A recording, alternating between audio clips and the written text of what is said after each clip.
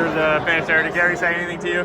Yeah, I mean, it's just like he knows what happens, and I know what happens sometimes. I mean, we just go back and forth, and sometimes I'm gonna win, sometimes he's gonna win, sometimes, and I think he acknowledged that what we both did this weekend was pretty cool, and I mean, I came out on top today, but he came out on top yesterday, so it's just kind of that mutual agreement that we're both pretty good right now, and you can't win them all. Those races, I mean, they're going to be classics. Like in 15 years, we're going to look back and be like, wow, those are really cool races. Like, does that even resonate with you? Like, do you even think about that at all?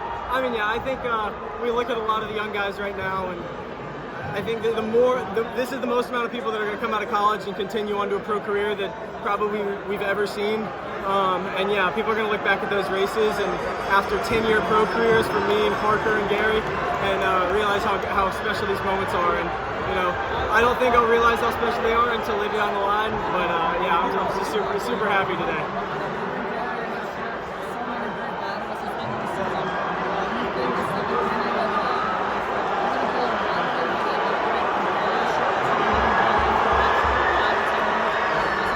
Yeah, I mean, it's a rivalry, absolutely, but at the end of the day, it's competitorship, and we both respect each other and respect what we do on the track. And yeah, I mean, it's not going to go anywhere. So we're gonna race each other for many years down the line. Parker Wolf finished this season really strong, obviously on the podium there. Talk to me a little bit about how you two have navigated this season. I know you guys obviously haven't been in a ton of races with each other this year, but talk to me a little bit about Parker and how the adversity he's kind of faced. Yeah, I mean, for me, it's been a fantastic season. I haven't had any hiccups, and Parker's season was the complete opposite of mine. Take everything you saw with my season, and Parker had to deal with the complete opposite. And he's going to come out of this season being a little banged up, sick, better than ever. And so, yeah, I mean, I'm here, and you kind of see what happens with our training and what we got going on when things do go well. And Parker sees that and knows that once he gets back to it, he's going to be just right back up there. And I'm not worried about him, and he's probably not worried about himself. And he knows how good he is. We all know how good he is, and he'll be back. I got here a little late. What was the difference between tonight and last night?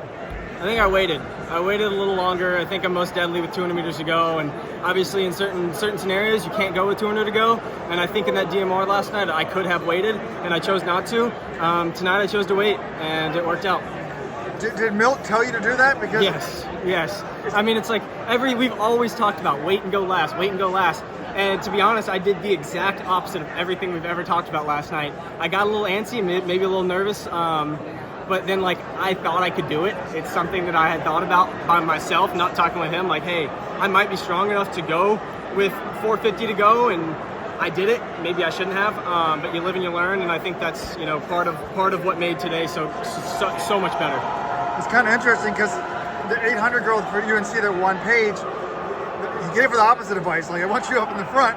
Well, Michaela's problem in the past has been she gets into traffic, and we know how strong and fast she is. So it's go out front, get out in front of traffic, and she's strong. She's the strongest 800 meter runner in that field, and she just smoked this. She just smoked everybody. So I think different strengths between me and her, but her last 100 is also just as deadly as mine. She just needs to be out of traffic, and the 800 is so scrappy that I think the best way to get out of traffic was to go out hard. So Milt's pretty good at playing scenarios and figuring out what you need to do based on who's in the race. And the race plan for me today was to sit and wait, and the race plan for Michaela was to get out front. So yeah, it worked out for both of us. We've kind of grown accustomed to this kind of performance this regular season, but back at the beginning of the regular season, would you have ever imagined this national championship? Yeah, I mean, I think I was in a position to do that. I think it took the Boston race for me to really realize that, but after that 3K, going wire to wire with Parker, and I consider him the best collegiate here, and to actually go in and beat him in that race gave me the confidence that I thought I could win something. So you're obviously really good at the 15 mile, but it almost feels like 3K is your sweet spot a little bit.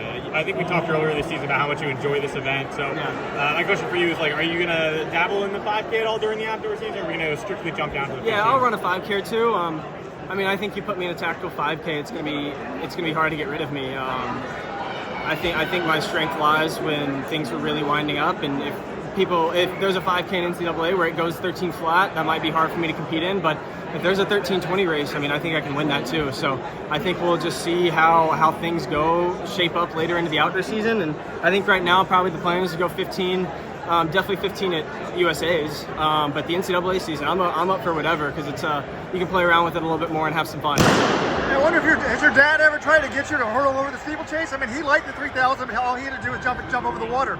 He's letting me do like what I want to do, what my coach thinks is best. I'm sure he wants to see me run the steeplechase. I would run the steeplechase if I wasn't as good at some of these events on the flat track. So have you ever tried it? No, never. Are you Never say never. I think I'm athletic enough to do it. Never say never, but for right now, we're staying on the flat track. So. Incredible support from the UNC faithful to the show us how tall he was. We had these are our cyclists had it. What does it mean to have the Yeah, I mean, you could see there was a whole sea of blue on that side of the track, and I heard him every lap when I came around. So to know I had that big of a support crew definitely helped me out every time I went down that backstretch. So yeah, I think probably the best. But, good to go to awards. Awesome. Yeah, thank you guys.